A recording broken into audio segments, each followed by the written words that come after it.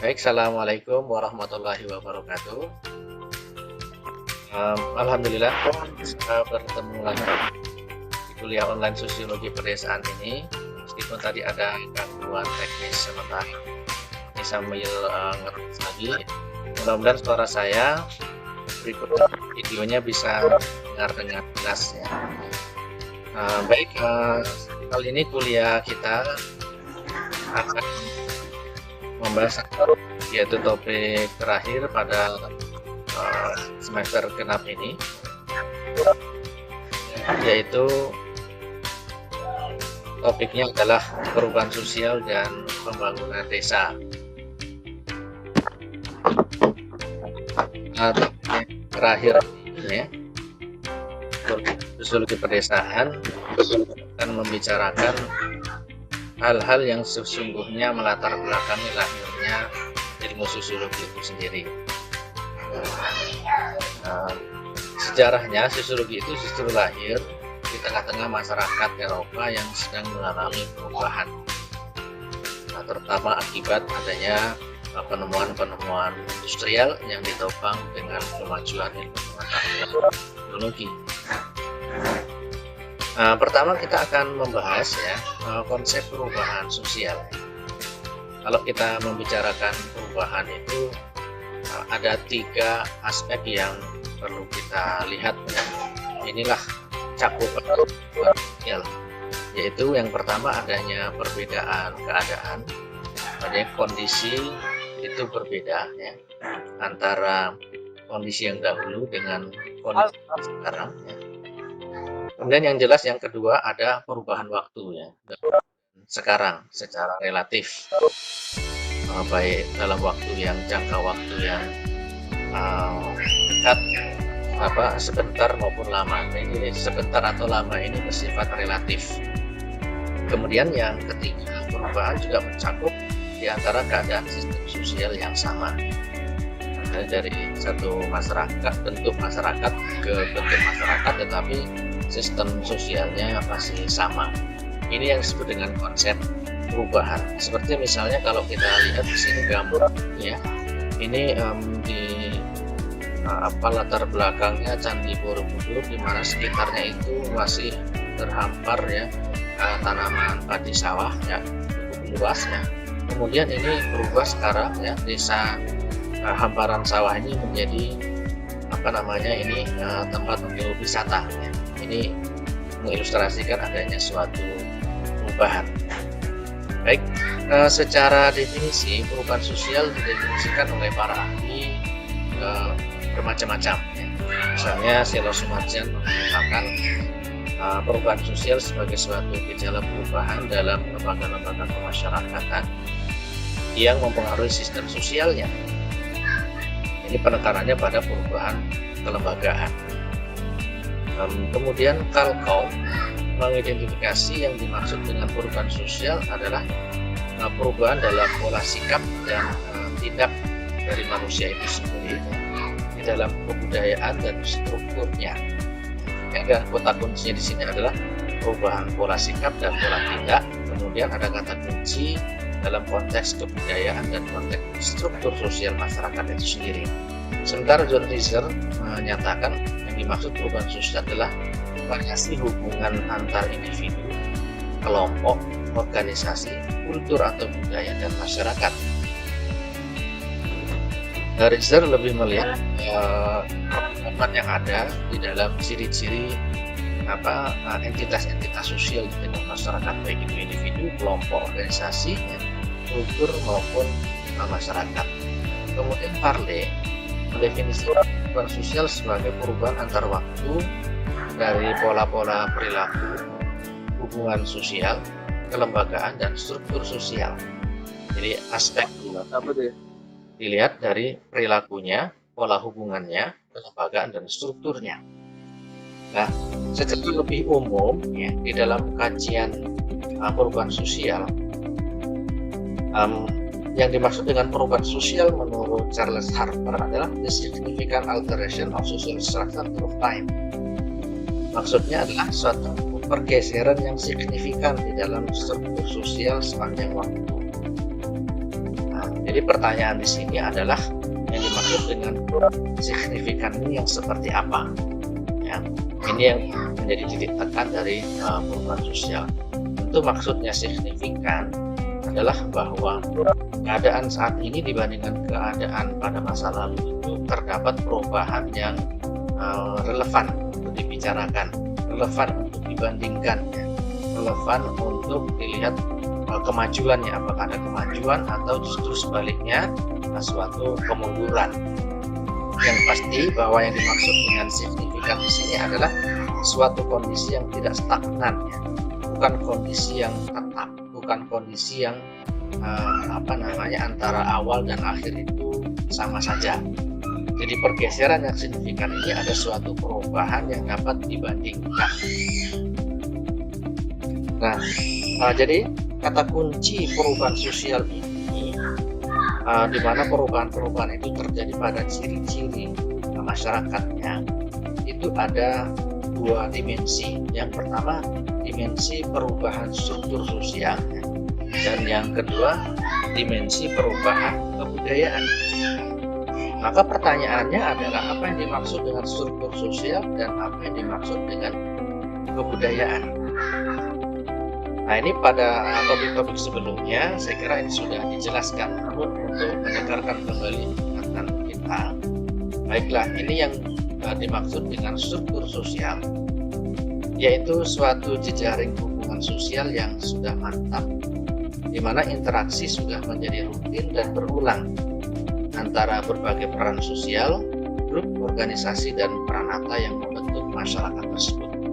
Jadi kalau bisa diibaratkan masyarakat ini seperti bangunan rumah begitu, ya, maka struktur sosial itu adalah rangka dari bangunan rumah itu sendiri, yang terdiri dari pondasi, kemudian tiang-tiang, ya, tiang-tiang, kemudian yang menghubungkan antar tiang itu, ya, sampai dengan atapnya. Jadi struktur sosial menggambarkan bagaimana masyarakat itu terbentuk, bagaimana komponen-komponen itu membentuk masyarakat. Nah, hanya saja kemudian masyarakat ini karena sifatnya berproses, ya, ada aspek dinamis apa yang terjadi di dalam masyarakat itu sendiri, maka struktur sosial itu sendiri juga bersifat cair, dalam pengertian struktur masyarakat itu dapat mengalami perubahan. Bahkan perubahan itu ya terjadi di dalam kehidupan sehari-hari. Misalnya hubungan yang terjadi di antara orang, ya, antar kelompok maupun antar orang di dalam kelompoknya begitu.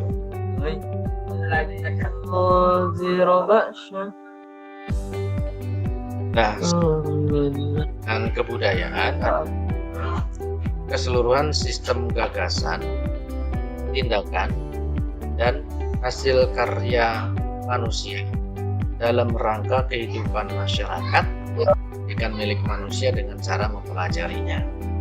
Nah, ini yang dimaksud dengan budaya. Jadi saya ulangi, yang dimaksud dengan perubahan sosial adalah perubahan pada aspek struktur sosial atau perubahan pada aspek kebudayaannya, ya. Jadi perubahan pada aspek struktur sosial maupun perubahan pada aspek kebudayaannya. Nah, perubahan pada aspek struktur sosial itu kita bisa melihat pada berbagai bentuk. Yang pertama, perubahan pada personelnya, yaitu perubahan jumlah orang dan komposisinya. Dan yang kedua, perubahan pada ciri hubungan antar bagian-bagian dari struktur sosial itu. Kemudian yang ketiga, perubahan dalam ciri fungsi-fungsi struktur sosial. Yang keempat, perubahan dalam hubungan di antara beragam struktur. Dan yang berkembangnya struktur sosial baru. Nah, jadi kalau kita menganalisa perubahan struktur sosial itu bisa dilihat pada salah satu dari kelima kemungkinan-kemungkinan perubahan yang terjadi pada aspek struktur sosial. Kita bisa melihat misalnya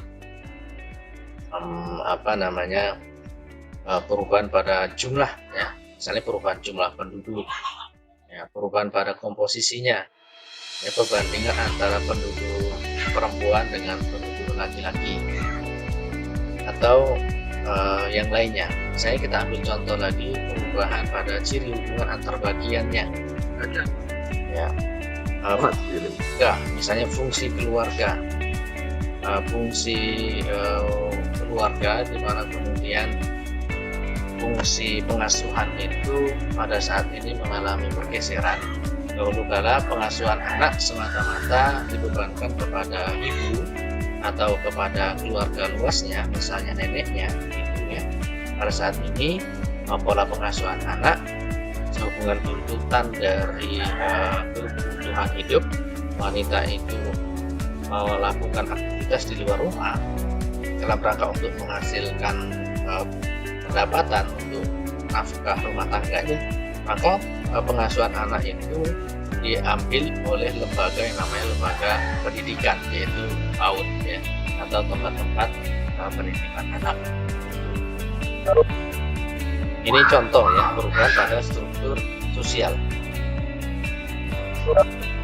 Selanjutnya struktur sosial itu tingkatan, sehingga perubahan pada aspek struktur sosial juga kita bisa lihat perubahan pada berbagai tingkatan, mulai dari tingkatan yang paling rendah yaitu grup atau kelompok, kemudian organisasi, kemudian di atasnya lagi ada institusi, ya, atau peranata, di atasnya lagi ada masyarakat, dan di atasnya lagi paling tinggi ada struktur global, ya, struktur global.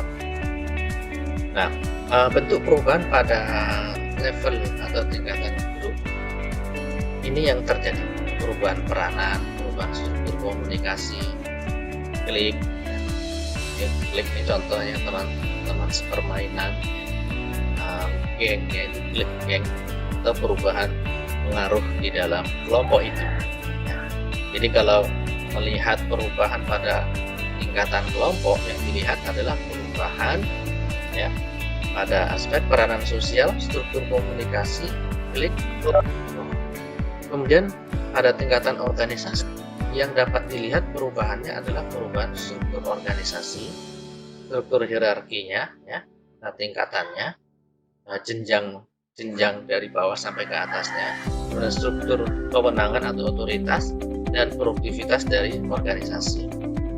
Kemudian untuk tingkatan institusi atau peranata, kita bisa melihat perubahan misalnya pada kelembagaan ekonomi atau perubahan kelembagaan agama, religiusitas masyarakat, misalnya kita bisa lihat begitu, ya, ketika desa berubah menjadi kota, kita bisa melihat perubahan kelembagaan ekonomi, perubahan agama, kemudian perubahan institusi keluarga itu sendiri, dan perubahan institusi pendidikan.